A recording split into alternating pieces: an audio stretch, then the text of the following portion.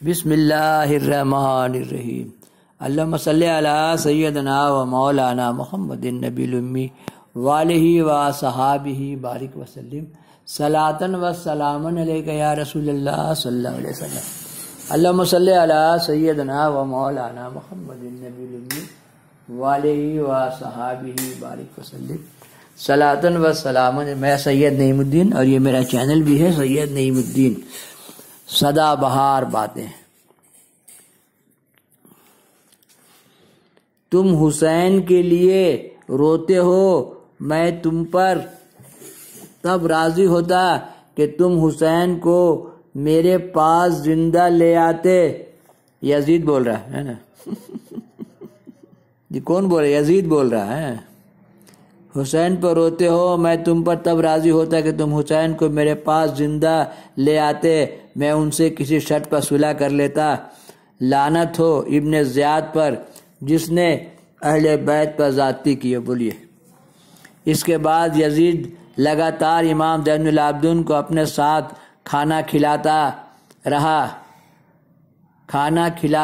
اور عزت و احترام کرتا رہا، اور بہت سی نقدی حضرت زینب کی خدمت میں پیش کر کے کہا کہ اپنے بھائی کے قتل کے بدلے میں قبول کر لیجئے۔ آپ نے فرمایا ظالم، یہ دنیا کی دولت شہزادہ گلگو قبائے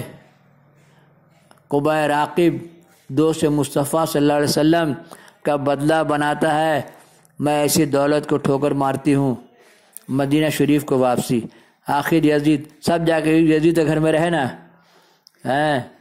سب اپنا نامہ اعمال سمیٹ کے لے گئے۔ اب آپس میں نہیں لڑیے اور 72 فرقہ آپس میں شادی بیاہ کیجئے، ہے نا۔ اصل کیا ہے؟ لا الہ الا اللہ محمد رسول اللہ۔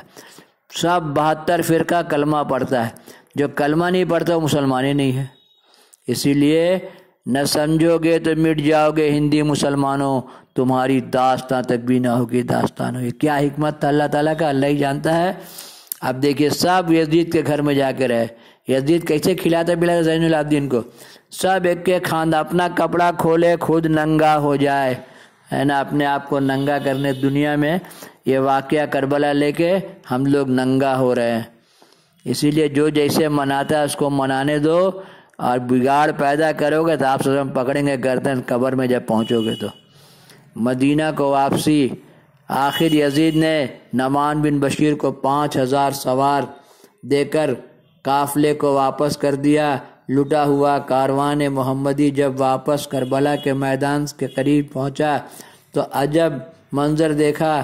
ابھی تک مبارک جسم بے گور و کفن پڑے تھے۔ تھم ذرا بے تابی دل ٹھہر جانے دے مجھے، اور اس بستی پہ چاروں آنسو بہانے دے مجھے۔ تو یہ واقعہ کربلا بہت طرح سے لکھا گیا ہے، اور میں نے اس 75 سال کی عمر میں بہت طرح سے پڑھا ہے۔ کہا جاتا ہے کہ اسی رات آسمان سے نور کی شعاعیں آ رہی تھیں، اور ایک قافلہ وہاں سے گزرا اور اس نے سب کو دفن کیا۔ اور یہاں اس واقعے کو اس طرح سے بیان کیا گیا ہے۔ اسی لیے بھیا سن لیجئے، سمجھ لیجئے، آج سے 1360-65 سال پہلے کا واقعہ ہے۔ یہاں قافلہ ٹھہرا تو امام زین العابدین نے تمام شہداء کے جسموں کے ٹکڑوں کو جوڑ کر دفن کر دیا۔ ابھی تک جسموں سے تازہ خون رس رہا تھا۔ کرب و بلا کے میدان سے واپسی بھی کیا درد انگیز ہے۔ کس شان سے بلائے گئے اور اب کس حال میں واپس کیے جا رہے ہیں۔ جیسے جیسے لکھا لوگوں نے بھائی، اس لیے کہ واقعہ کربلا کے بعد یہ لوگ وہاں سے شام گئے، پھر شام سے لوٹ کے آئے، اور پھر خیر مطلب یہ ہے کہ دفن ہو گئے، سب لاشیں دفن ہوئی، چاہے کسی قافلہ نے کیا اور چاہے یہ لوگ لوٹتے ہوئے کیا ہو، ہے نا۔ تو واقعہ کربلا تو گزر گیا، وہ اپنا نامہ اعمال سمیٹ کے لے گئے۔ اب آپس میں محبت پیدا کرو، اور ان باتوں کو رگڑ کے آپس میں مت لڑو، آپس میں محبت قائم کرو۔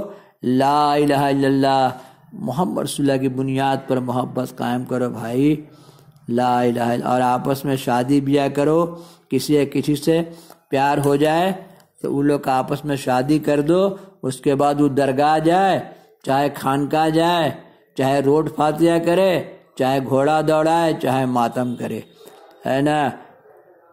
اصل ہے لا الہ الا اللہ محمد، جو جیسے نماز پڑھے، ہاتھ جھاڑے، جو مرضی کرے، اصل ہے سجدہ۔ اصل ہے کیا؟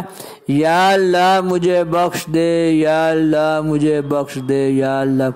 اللہ تعالیٰ شرک کے علاوہ سب گناہ معاف کرے گا۔ میرا پیغام محبت ہے، جہاں تک پہنچے 19,000 زبان میں ڈالیے، ساری دنیا میں پھیلائیے اور محبت قائم کیجیے۔ سند آپ کے پاس ہے۔